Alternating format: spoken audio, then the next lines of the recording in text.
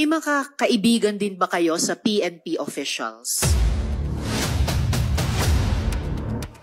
Nancy. Yes, I know them. I really wonder what our high officials in government are doing, fraternizing with a wanted fugitive. So tama ba itong isa, retired General Lawrence Coop, former regional director for Region 10. Yung isa, Colonel Lemuel Gonda, chief of the Regional Cybercrime Unit for Region 10. At yung isa pa, Colonel Aaron Mandia, former Cagayan City Police Director. Sila po ba ay mga kaibigan nyo? Nancy. Yes, I know them. You know them, all right. Paano nyo sila kilala?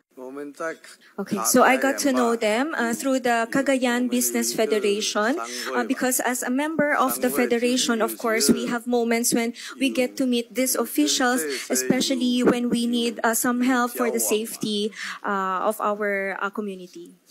Pwede nyo po bang ipaliwanag yung litratong ito? This photo is not actually a meeting.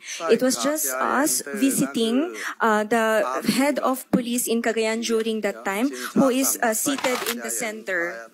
Okay, and the other one that is beside me, I am not sure about his name. And there is also one that is Xiao Lu. Xiao Lu is also here. Who is Xiao Lu? On the right or on the left? Xiao Lu is the one in the front, seated Okay, in the front. on the right. And ano yung pangalan nung head of police Cagayan noon? So my English is not very fluent, but I call him Akola or Akoda. So that's, yan, SP Pro Tempore has corrected you. He's the former chief PNP.